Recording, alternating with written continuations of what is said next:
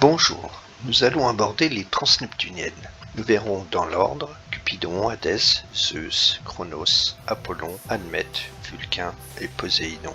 Et pour chacune, nous verrons les principes, le glyphe. Et à partir de cela, nous déclinerons suivant la fonction et nous attribuerons un nom ou un adjectif ou un verbe ou un adverbe ou enfin une préposition afin de construire une phrase, car l'astrologie uranienne est un langage. Tout d'abord, voyons Cupidon. Cupidon, c'est l'union, l'intégration, l'association. Et le glyphe représente Jupiter et Vénus, c'est-à-dire l'expansion et l'amour, ou plus exactement l'expansion et l'harmonie. À partir de ça, vous pouvez décliner suivant la fonction, suivant le nom que vous voulez attribuer, l'adjectif, etc.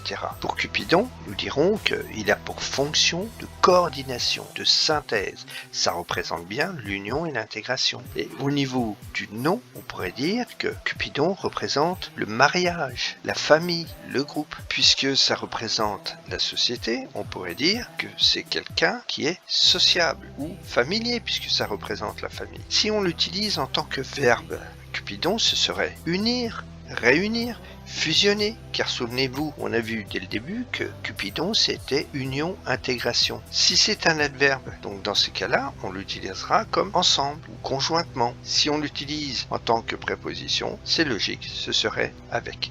Alors ceci, ce ne sont que des exemples. C'est à vous de décliner comme cela vous semble en adéquation avec le principe énoncé préalablement. Hadès, c'est la décomposition. Son glyphe, un demi-cercle, presque un cercle, avec une croix.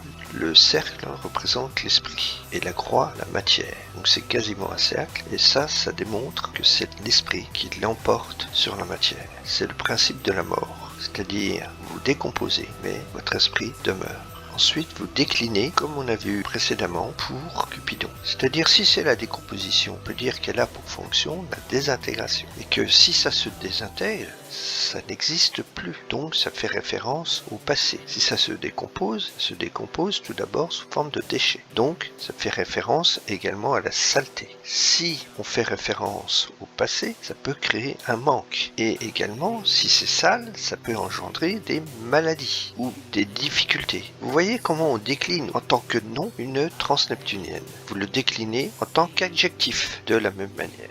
Zeus, ça fait référence à une machine, à une projection, à un feu, à une production, à la guerre. Zeus fait référence à plusieurs notions qu'il convient de connaître. Et ensuite, vous le déclinerez. Au niveau du glyphe, alors, parfois le glyphe peut aider, parfois non. On a la flèche qui est une action dirigée. On retrouve la matière qui est la croix. Donc une matière vers un but. On peut dire que Zeus peut signifier un but. Et on décline de la même manière que les précédentes. Si Zeus est une projection, ça fait référence à une éjaculation, donc à la création. Si c'est une éjection, ça peut faire référence à un tir, mais également à une vaccination. Si on dit que c'est une machine, donc référence à un moteur, etc., etc.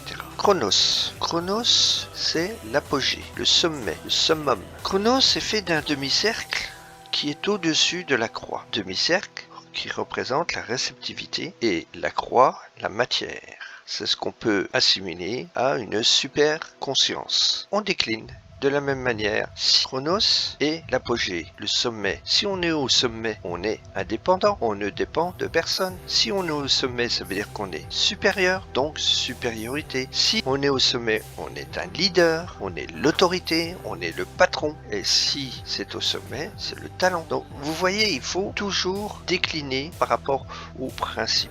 Et je répète que ceci n'est pas du tout exhaustif. Ce que je vous donne là, ce ne sont que des exemples. Apollon. Apollon, c'est l'extension. Le glyphe de Apollon, c'est Jupiter avec celui du Gémeaux. Le signe du Gémeaux fait référence à la période de l'année où la végétation prend toute son expansion. Donc ça donne un caractère d'extension important. Les Gémeaux fait référence également à Mercure. Mercure, c'est la pensée. C'est pourquoi, au niveau du nom, on peut dire que Apollon représente la science ou la spécialité. Ça représente également le commerce. L'expansion au niveau du corps, c'est l'obésité. L'expansion au niveau de l'âme, c'est la générosité. Puis, Admète. Alors, ayez à l'esprit que Admète, c'est comme une graine. Apparemment inerte, petit, condensé. Admète, c'est la masse, c'est l'inertie. Ça représente un cycle, une une graine va donner une plante qui elle-même va donner une graine, et une graine c'est à l'origine d'une plante. Le glyphe de Anmet, c'est le signe du taureau plus la croix qui représente la matière. Donc si c'est le signe du taureau, ça fait référence à quelque chose de lourd, de lent. Et si nous déclinons au niveau du nom, nous avons vu que c'était inerte. Si c'est inerte, ça se rapporte à la mort. Et lorsqu'on est mort, on a le corps qui se refroidit. Donc également au froid. Si c'est inerte, ça ne bouge pas. Donc on peut rattacher cela à la ténacité.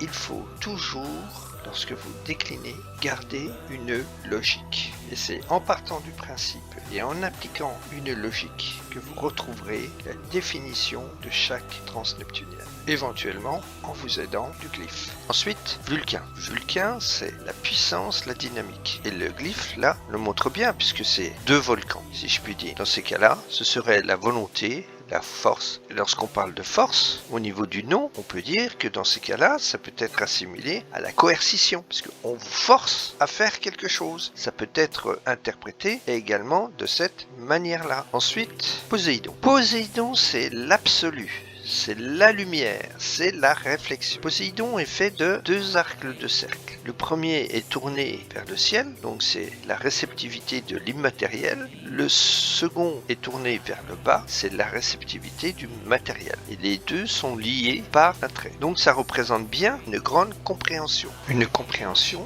nécessite une grande réflexion, donc un raisonnement. C'est pourquoi au niveau du verbe, Poséidon signifie réfléchir et non pas uniquement penser comme Mercure. Et cette distinction, j'y reviendrai dans une de mes prochaines vidéos, la distinction qu'on peut faire entre les planètes et transneptuniennes. Et si c'est une grande compréhension, dans ces cas-là, c'est la réalité tant matérielle qu'immatérielle. C'est la vérité, c'est véritablement l'idéal. Donc ça se rattache à la sagesse, à la spiritualité, mais également à la radiation, parce que la radiation, c'est quelque chose qu'on ne voit pas, qu'on ne palpe pas, cependant existe. Et également à l'universalité, puisque l'universalité comprend ce qui est matériel et immatériel. C'est quelque chose qu'on maîtrise pas bien. Et c'est pourquoi on peut conférer l'adjectif abscon à Poséidon, mais également immaculé, puisque c'est l'idéal, donc c'est le parfait, etc., etc. Alors, vous voyez bien qu'il suffit de maîtriser les principes de chaque transneptunienne, éventuellement interpréter le glyphe et ensuite le décliner pour chacun d'entre eux suivant la fonction, le nom, l'adjectif, comme on vient de le voir. Le langage uranien vous permet d'interpréter le langage des planètes.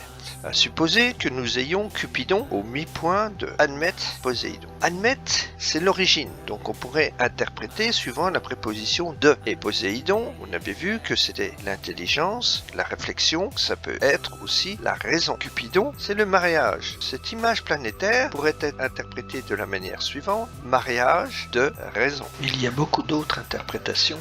Notamment, ça peut vouloir dire un syndicat d'enseignants, parce que Cupidon, c'est un regroupement, Admet, c'est les fondements, Poséidon, c'est la connaissance, fondement connaissance, c'est l'enseignement, et regroupement au niveau de l'enseignement, on peut dire que c'est un syndicat d'enseignants.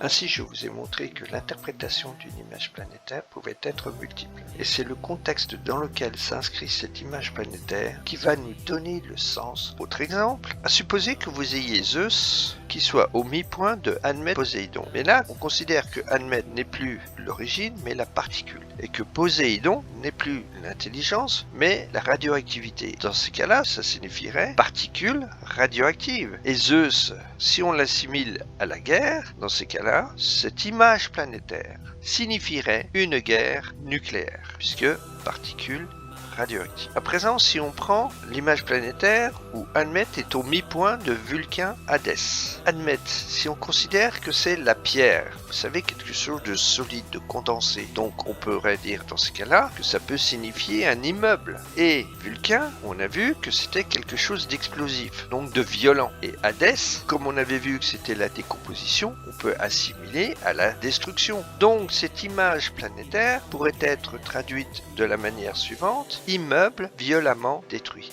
J'espère que tous ces exemples vous permettront de bien maîtriser la logique de l'astrologie uranienne. Il suffit d'être logique.